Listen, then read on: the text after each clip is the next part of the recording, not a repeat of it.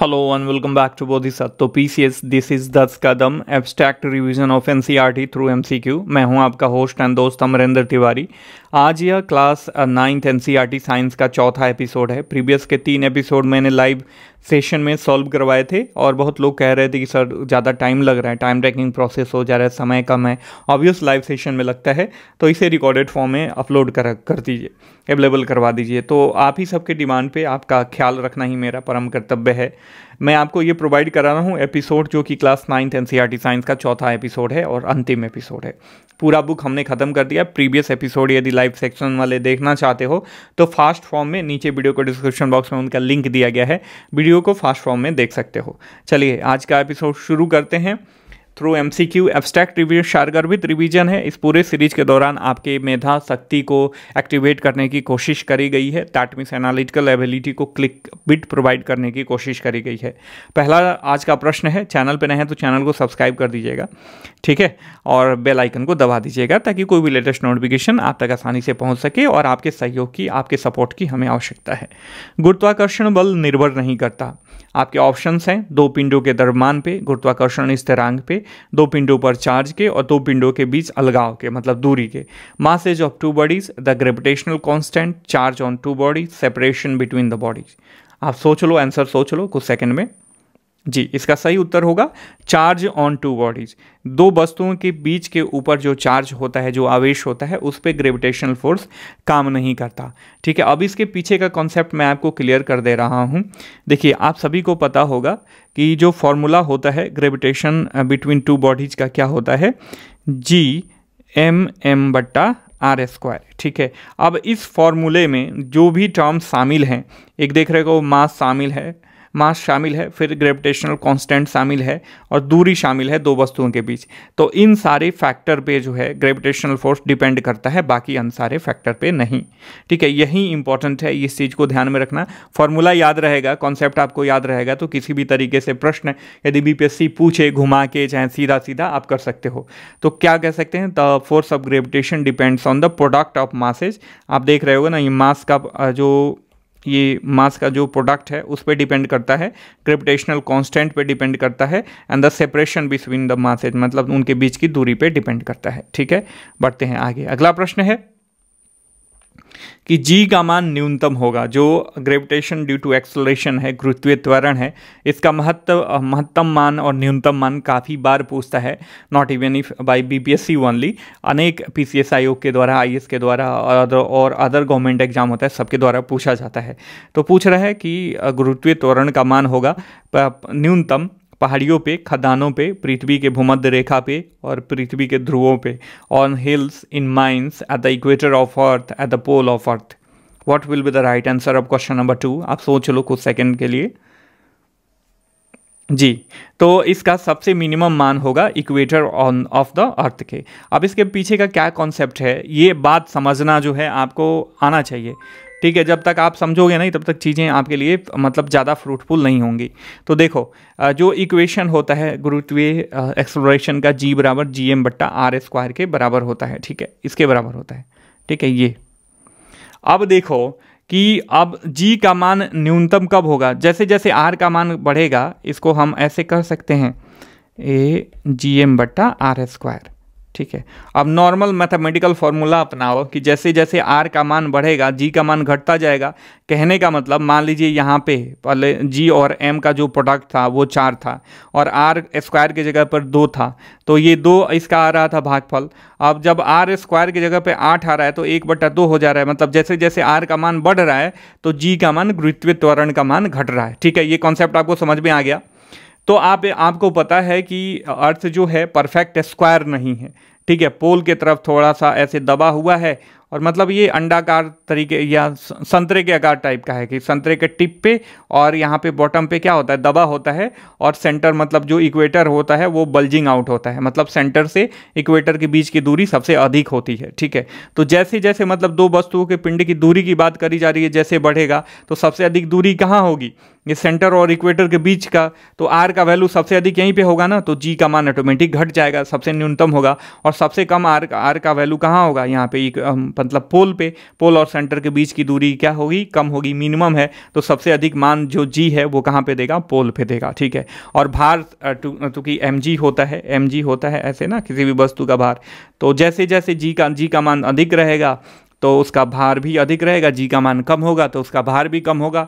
तो जी का मान भार सबसे अधिक कहाँ होगा और कम सबसे अधिक कम कहाँ होगा, ये बात भी आपको इससे पता चल जाएगी। अगला प्रश्न जो पूछा जा रहा है कि किसी वस्तु का भार सबसे अधिक कहाँ होगा, पृथ्वी के केंद्र पे, ध्रुव पे, पृथ्वी के सतह पे, भूमध्य रेखा पे। Weight of an object is highest at centre of earth, pole, above the earth surface और इक्वेटर। जल्दी बताइए, आप सोच लीजिए। ठीक है, तो काफ़ी इंपॉर्टेंट है, पोल पे अधिक होगा क्योंकि दूरी अधिक है, जी का मान पोल पे सबसे अधिक है। तो जैसे मान लीजिए, अब इसको भी समझा दे रहा हूँ, आप कहोगे कि mg होता है। ठीक है, तो पहले यहाँ पे m के बराबर मान लीजिए 3 था और r का मान 4 था, और जैसे ही हम पोल पे पहुँचते हैं तो r का जो मतलब g का मान जो है 8 हो जाता है, ये r नहीं g का मान 8 हो जाता है। तो 3 × 8 तो ये बराबर 24 हो जाएगा ना, और इसका प्रोडक्ट 12 आ रहा है। ठीक है, तो पोल पे सबसे अधिक होता है। ठीक है, तो ये छोटे छोटे नॉर्मल मैथमेटिकल फॉर्मूलाज हैं, इसी को बताने की यहाँ पे कोशिश करी गई है। आप उसे अप्लाई करके बस आपको सूत्र और पीछे का कॉन्सेप्ट पता होना चाहिए, अगर करते हो तो आपको आ जाएगा। अगला प्रश्न है, सेब पृथ्वी की ओर गिरता है। आपने सोचा होगा ना कि सेब जो है पृथ्वी की ओर ही क्यों गिरता, जब जो दो वस्तुओं के बीच ग्रेविटेशनल पावर लगता है तो पृथ्वी सेब की तरफ क्यों नहीं जाता, सेब पृथ्वी की तरफ ही क्यों गिरता है। तो इसका कारण इसमें नीचे पूछा गया है इसी पे प्रश्न, क्योंकि केवल पृथ्वी सेब पर बल लगाती है, सेब पृथ्वी पर बल नहीं लगाता। सेब पृथ्वी से भी अधिक बल अनुभव करता है, केवल सेब ही पृथ्वी पर बल लगाता, पृथ्वी पर सेब बल नहीं लगाता। ठीक है, सॉरी, पृथ्वी सेब पर बल नहीं लगाती। त्वरण द्रव्यमान के व्युत्क्रमानुपाती होती है, इसलिए पृथ्वी का त्वरण नगण्य है। ठीक है, जल्दी बताएं, जल्दी आप मतलब सोच लो। ठीक है, तो ये इसका सही उत्तर क्या होगा, डी होगा। जो गुरुत्वीय त्वरण होता है ना, वो वर्तमान के इन्वर्सली प्रोपोर्शनल होता है। तो जैसे जैसे मास अधिक होगा तो वो उसमें एक्सेलरेशन तो ऑब्वियस कम होगा, ना के बराबर होगा लेकिन ना के बराबर होगा, जो कि नगण्य होगा, आप उसे फील ही नहीं कर सकते हो। ठीक है, तो अर्थ का एक्सेलरेशन जो है यहाँ पे नेग्लिजिबल हो जाता है। तो राइट आंसर क्या होगा, इसका डी होगा। ठीक है, आप इसे ध्यान में रखना। अगला प्रश्न देखते हैं, यदि आप एक पत्थर और एक कागज का टुकड़ा पृथ्वी पर गिराते हैं तो उन्हें पृथ्वी तक पहुंचने में समान समय नहीं लगता, क्योंकि वायु प्रतिरोध कागज को और अधिक धीमा कर देता है। पृथ्वी का द्रव्यमान कागज के द्रव्यमान से अधिक है। पत्थर के लिए गुरुत्वाकर्षण के कारण त्वरण अधिक होगा। ठीक है, और सार्वभौमिक गुरुत्वाकर्षण स्थिरांक जी दोनों के लिए भिन्न है। इसका सही उत्तर क्या होगा, आप सोच लो, काफ़ी इंपॉर्टेंट है और कई बार पूछा जा चुका है। Air resistance slow down and the paper more, mass of the stone is more than the mass of the paper, acceleration due to gravity is more for the stone, universal gravitational constant G is different for both. जी, इसका सही उत्तर होगा ए। यहाँ पे देखिए, दो तरीके से यहाँ शब्दों से गेम खेल सकता है बीपीएससी। यदि यहाँ पे वैक्यूम दे दे, निर्वात में आप एक पत्थर और कागज का टुकड़ा गिराओगे तो दोनों एक साथ पहुँचेगा, दोनों पे एक्सेलरेशन जो है दोनों का सेम होगा, बराबर होगा। ठीक है, लेकिन जब वही नॉर्मल सिचुएशन में पूछ रहा है, if you drop of a stone, a piece of paper and a piece of paper to the earth, they do not take the same time to reach the earth because air resistance slow down the paper मोर।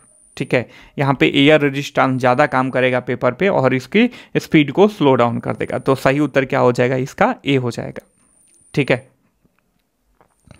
तो यही कह रहा है कि air resistance slow down the paper more, they both have the same acceleration if they are dropped in vacuum. Vacuum मतलब क्या होगा, जहाँ पे हवा नहीं हो, they will fall in the same time. ठीक है, अगला प्रश्न है कि यदि पृथ्वी का द्रव्यमान इसके आकार में कोई परिवर्तन किए बिना 25% बढ़ा दिया जाता है तो फिर गुरुत्वाकर्षण के कारण इसका त्वरण बढ़ जाएगा। 25% की कमी आएगी या स्थिर रह सकती है, 25% से ही बढ़ेगा, 25% घट जाएगा, स्थिर रहेगा।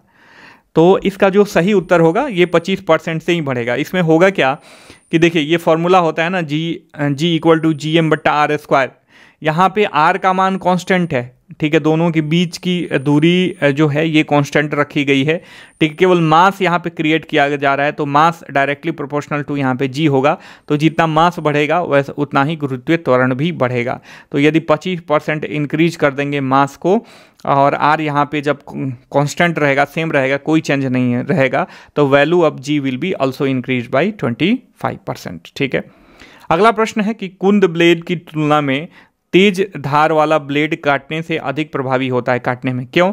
कम बल के कारण, कम दबाव के कारण, बड़ा संपर्क क्षेत्र के कारण, छोटा संपर्क क्षेत्र के कारण, लो फोर्स के कारण, लो प्रेशर के कारण, लार्ज कॉन्टैक्ट एरिया के कारण, स्मॉल कॉन्टैक्ट एरिया के कारण। जल्दी बताएं, आप सोच लो। तो इसका सही उत्तर होगा छोटा संपर्क क्षेत्र। होता है ना, प्रति इकाई क्षेत्रफल पर बढ़ने वाले बल को दाब कहते हैं।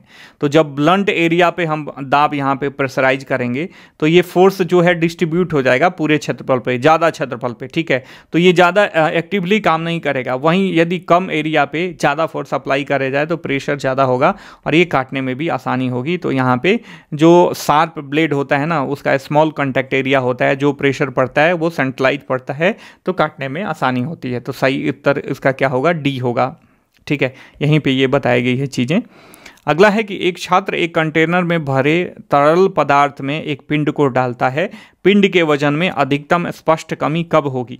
ठीक है, ये बियोंसी के मतलब कॉन्सेप्ट पे काम कर रहा है, ठीक है, उत्प्लावन बल वगैरह के काम पे कॉन्सेप्ट पे। A student lowers a body in a liquid filled in a container, he find that there is a maximum apparent loss in weight of the body when, जब यह तरल की सतह को छूता है, जब यह आंशिक रूप से डूबा हुआ है और कंटेनर के किनारों को भी छूता है, या पूरी तरह से तरल में डूबा हुआ है, जब यह आंशिक रूप से तरल में डूबा हुआ है। What will be the right answer? आप सोच लो, ठीक है जी। इसका सही उत्तर होगा जब यह पूरी तरीके से तरल में डूबा हुआ है, ठीक है। तो आप देखो, जब आप डाइविंग करते हो, या मैं इसे बहुत ही सिंपल कॉन्सेप्ट के तरह समझा रहा हूँ, वैसे तो ये मतलब सबसे अधिक मतलब हल्का कब महसूस करेगा? जब इसके वजन के बराबर वाटर डिस्प्लेस हो जाएगा, साइंस का रूल। वैसे यदि हम प्रैक्टिकल करते हैं उसी साइंस के रूल के तहत, जब हम डाइविंग करते हैं तो आप देखते हो पानी के अंदर जाते हो तो ऐसा लगता है कि एक फोर्स आपको ऊपर की तरफ ढकेल दे रहा है पानी के सरफेस की तरफ, जैसे कि आपके बॉडी में कोई वजन ही नहीं हो, ठीक है। वो इसलिए होता है कि आप पूरी तरीके से तरल में डूबे हुए हो, ठीक है। यही चीज़ें यहाँ पे बताने की कोशिश करी गई है। The maximum apparent loss in a wait of the body occurs when it completely immersed in the liquid. This is due to the buoyancy which causes an upward force that reduce the weight of the object, ठीक है। अगला प्रश्न है कि द्रवों के घनत्व या सापेक्ष घनत्व को मापने के लिए प्रयुक्त उपकरण को क्या कहा जाता है? Instrument use for measuring the density और relative density of liquid is known as spherometer, mercurymeter, buoyancymeter और हाइड्रोमीटर। जल्दी बताइए, सोच लीजिए। तो हाइड्रोमीटर इसका नाम है, सिंपल है और फैक्चुअल प्रश्न है, आपको आना चाहिए। अगला प्रश्न है किसी निकाय द्वारा किया गया कार्य, work done by a body is negative, positive और zero, always positive, always zero, always negative. आप सोच लो इसका उत्तर क्या होगा? जी, इसका सही उत्तर होगा नेगेटिव, पॉजिटिव और जीरो। जब वर्क अब यहाँ पे मैं इसे एक्सप्लेन कर दे रहा हूँ। देखिए, नेगेटिव कब होगा? मान लीजिए यहाँ पे डिस्प्लेसमेंट हो रहा है इस साइड में और इधर फोर्स लगा रहे हैं, तो फोर्स द्वारा किया गया कार्य जो है वो नेगेटिव हो सकता है, अदरवाइज हमेशा जो है वर्क पॉजिटिव होगा, ठीक है। If a force act perpendicular to the direction of the motion इधर हो रहा है और परपेंडिकुलर फोर्स लगाएं तो इस केस में जो है वर्क हमारा जीरो हो सकता है, ठीक है। तो इस चीज़ को ध्यान में रखना। तो किसी भी पिंड के द्वारा किया गया कार्य नेगेटिव, पॉजिटिव और जीरो हो सकता है। अगला प्रश्न है एक पिंड जो स्वतंत्र रूप से गिर रहा है तो उसमें क्या होगा? गतिज ऊर्जा, संभावित ऊर्जा, पोटेंशियल एनर्जी, ठीक है, ये स्थितिज ऊर्जा होना चाहिए। ध्वनि ऊर्जा, गतिज और स्थितिज ऊर्जा दोनों। Kinetic energy, potential energy, sound energy, both kinetic and potential energy. जी, तो इसका सही उत्तर होगा both kinetic and potential energy. और जैसे जैसे यहाँ पृथ्वी के करीब आते जाएगा, देखिए जब इसमें एक्सेलरेशन ज़्यादा होगा तो इसकी पोटेंशियल एनर्जी कम होती जाएगी, काइनेटिक एनर्जी बढ़ती जाएगी, लेकिन दोनों होता है, काइनेटिक और पोटेंशियल दोनों एनर्जी होता है, ठीक है, ध्यान में रखना। अगला प्रश्न है यदि चलती कार का वेग आधा कर दिया जाए तो उसकी गतिज ऊर्जा होगी दोहरी, आधी हो जाएगी, एक चौथाई हो जाएगी, वहीं रहेगी। जल्दी बताइए सही उत्तर क्या होगा, सोच लीजिए जी। बीकम 1/4 मतलब कई बार बीपीएससी के द्वारा भी पूछा जा चुका है। कैसे होगा मैं आपको बता दे रहा हूँ। काइनेटिक एनर्जी बराबर क्या होता है, हाफ mv²। ठीक है, हमारा प्रयास यही है कि आपकी मेधा शक्ति को क्लिकबिट प्रोवाइड करें, आप ज़्यादा एक्टिवली सोचो, ये ज़्यादा महत्वपूर्ण है। तो नॉर्मल सिचुएशन में ये आपने देखा हाफ mv² हो गया काइनेटिक एनर्जी। अब इसका कह रहा है वेग आधा कर दें, तो 1/2 mv/2 का r², तो ये कितना हो जाएगा 1/2 mv²। और ये v² तो ऊपर मतलब एक इसको निकाल देंगे तो v² हो जाएगा, और नीचे का कितना हो जाएगा, ये 1/4 हो जाएगा। तो जो पहले काइनेटिक एनर्जी थी उसका 1/4 हो गया ना, तो बीकम 1/4। ये कॉन्सेप्ट है, तो कॉन्सेप्ट समझ के करो। चांद पर आप एक दूसरे से बात नहीं कर सकते, you can not talk to each other on the moon because atmosphere is not present, that is there is vacuum, you would not feel like talking, compression and refraction can only travel on the earth's surface, gravity is 1/6 that on the earth। काफ़ी important है, और ये चंद्रयान आजकल बहुत ही ज़्यादा चर्चा का विषय बना हुआ है, तो पूछा जा सकता है, ध्यान में रखना जी। वायुमंडल पे कोई भी एटमॉस्फेयर प्रेजेंट नहीं होता, वैक्यूम रहती है, और आपको पता होना चाहिए साउंड जो है एक माध्यम के थ्रू ट्रेवल करता है, वैक्यूम में नहीं करता है, तो इसीलिए हम चांद पे नहीं बात कर सकते। तो राइट आंसर विल बी ए। अगला प्रश्न है कि सोनार में कौन सी तरंगे कार्यरत हैं, विच वेव आर एम्प्लॉयड इन सोनार। ठीक है, समुद्र की गहराई वगैरह नापने के लिए यूज होता है, जल्दी बताइए। एक्सरे, अल्ट्रासोनिक वेव, सोनार वेव और इंफ्रासोनिक। जी, इसका सही उत्तर हो जाएगा अल्ट्रासोनिक वेव। अगला प्रश्न है which of the following combination of the crop will give maximum yield in mix cropping. निम्नलिखित में से कौन सी फसल का संयोजन मिश्रित फसल में अधिकतम उपज देगा, वीट और peanut, oat and right, wheat and maize और वीट एंड मिलेट। ठीक है, गेहूं मूंगफली, जई चावल, गेहूं मक्का, गेहूं बाजरा। ठीक है, तो इसका सही कॉम्बिनेशन होगा गेहूं और मूंगफली। लेग्यूम टाइप का फसल है ना, दलहनी फसल है मूंगफली, एक दलहनी टाइप का, तो इसमें जो है नाइट्रोजन फिक्सेशन वाले बैक्टीरिया भी रहेंगे, तो ये क्या होगा, वीट को नाइट्रोजन भी मिलेगा, तो दोनों जो है उचित मात्रा में अधिकतम उपज देंगे। ठीक है, अगला प्रश्न है कि पौधे पर नाइट्रोजन युक्त खाद डालने से क्या होगा। Application of nitrogenous manure to a plant cause vigorous vegetation growth, early flowering, early fruiting, growth retardation due to toxicity of nitrogen. N की विषाक्तता के कारण विकास धीरा हो जाएगा। क्या होगा इसका सही उत्तर, तो इसका सही उत्तर होगा जोरदार वनस्पति वृद्धि होती है, विगरस वेजिटेशन ग्रोथ होता है अधिक नाइट्रोजन डालने से, या नाइट्रोजन डालेंगे तो। ठीक है, अगला प्रश्न है हरी खाद मिट्टी को समृद्ध बनाती है, green manure enriched soil in carbon oxygen, nitrogen sulphur, nitrogen calcium, nitrogen phosphorus. Quite important for 69 BPSC pre examination, काफ़ी ज़्यादा इंपॉर्टेंट प्रश्न है, पूछा जा सकता है। What will be the right answer, आप सोच लो, तो इसका सही उत्तर होगा नाइट्रोजन और फास्फोरस। ठीक है, अगला प्रश्न है कुक्कुट आहार का स्तर उच्च होता है, जो मतलब पोल्ट्री फीड होता है ना, higher level of vitamin A, vitamin C D, vitamin B K, vitamin A K, इसमें क्या होता है, अधिक मात्रा में क्या होता है कुक्कुट आहार में जो मुर्गे मुर्गियों को दिया जाता है, क्या होता है जल्दी बताइए। जी, इसमें विटामिन ए और के की मात्रा सबसे अधिक होती है। तो ये थे 18 प्रश्न, और साथ में कॉन्सेप्ट कुछ प्रश्नों से जहाँ से बार बार बीपीएससी प्रश्न पूछता है। तो आई होप कि आपको पूरा सीरीज अच्छे तरीके से समझ में आया होगा, और जो भी हमारा मोटिव था आपको क्लिकबिट प्रोवाइड कराना, सोच के आप मतलब किसी भी प्रश्न को करने की कोशिश करो, आपने उसे समझ लिया होगा, पूरा कर लिया होगा। मिलते हैं अगले इनिशिएशन के साथ अगले एपिसोड में, तब तक के लिए साइनिंग ऑफ, टेक केयर, जय हिंद, जय भारत।